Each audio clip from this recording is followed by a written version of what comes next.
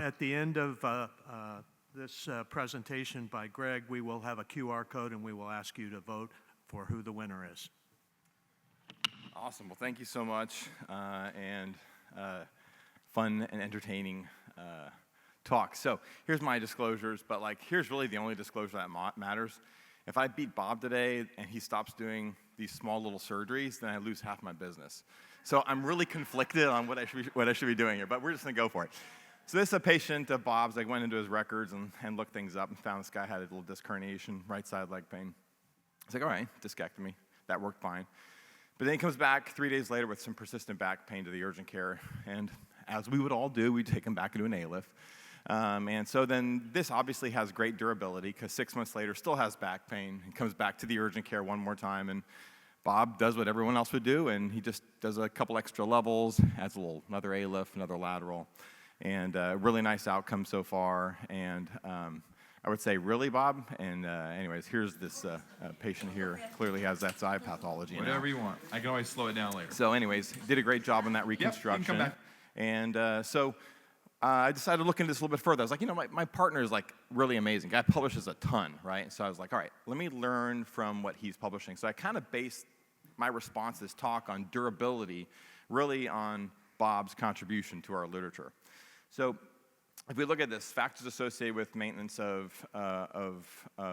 correction at 5 years, right? This is 5-year follow-up and saying all right, are we doing good? And the reality is, at 5 years, apart from patients that really had mechanical complications, we do a really pretty darn good job of maintaining the durability of this operation. Even patients that have very high levels of disability actually do okay starting at about the 4-year mark as far as it comes to cost effectiveness. So the general conclusion here was that ASD surgery works and is worth it. So again, another paper by Bob looking at 2-year outcomes and showing significant improvement in both back and leg pain. This is a paper I think we should all take note of in that we looked at non-operative versus, I shouldn't say we, they looked at non-operative versus operative patients treated for adult lumbar scoliosis. And the takeaway home point here is the surgery really works dramatically better than non-operative management in the right patients. And that is for ODI, SRS, and the NRS back and leg.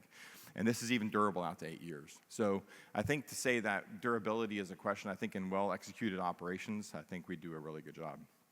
This is an interesting one because Bob got on this paper where it's defining modern iatrogenic flatback syndrome.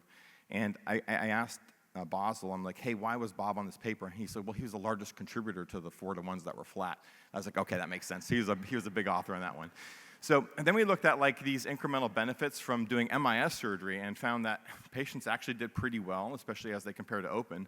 And Bob showed this on numerous different occasions here where you have really good outcome with circumferentially minimally invasive adult spinal deformity surgery. And so again, I think to what Bob is trying to teach here to all of us here in this room is that these operations work really well and that we should do them.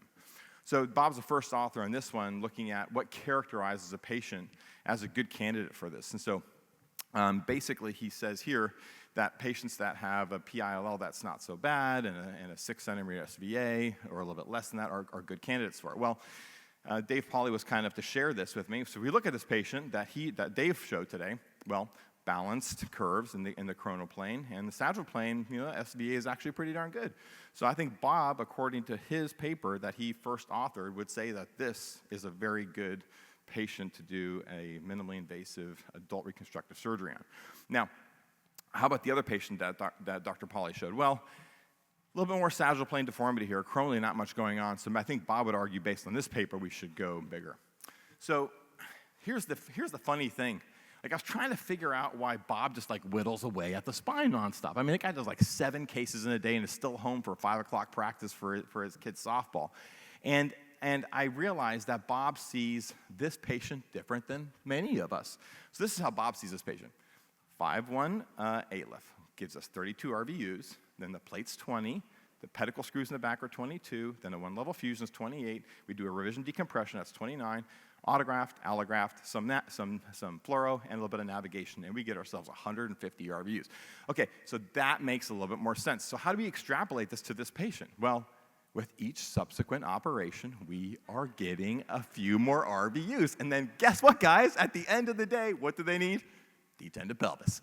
So that gives us an astounding 1,160 RVUs, ladies and gentlemen, which is way better than what I'm doing. So I'm like, why does Bob need all this RVU? And then I found this awesome published report by some realtors looking at Bob's new sandcastle estate in La Jolla, California.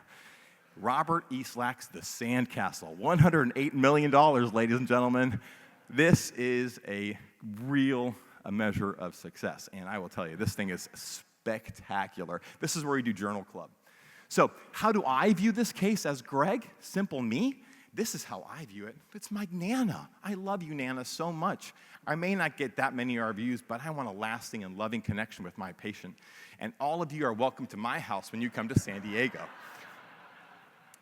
So I also think Eastlack's the best partner in the world. I actually had to call him the last minute. Like, this guy on Thursday, took a red eye for me because I couldn't make it on Friday because of a scheduling fiasco. He hops on a plane in the middle of the night to get here for a talk for me. In response, I was like, Bob, I want to be your best partner too, so I'm going to go around for you. So I went around it on his patient in 309. I was like, okay, that's a tough one, but Bob is really good at this stuff. So then I went to room 314, and she was literally already begging for the next level. I was like, all right. So then I had a surgeon visit. I had all these people have visited Dr. Eastlack in the operating room, and they showed me all the x-rays that he had done with them. And I was like, this is really cool. But why is Bob doing these big reconstructions not working out well? So I decided to see how he does the planning. And so this is Bob planning we are the here software. testing the new SurgeMap app, And you he can puts see the that osteotomy in the wrong place. So I think we have a software problem more than anything else. Anyways, thanks guys so much.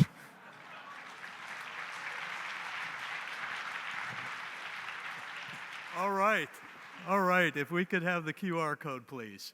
So if you will scan the QR code, and I'm not sure how much of that was real and how much was hallucination, but it was certainly entertaining, and I think David Cahill would have enjoyed it. All right, and can we show the polling results? Oh, wow. How much did you pay the audience off there?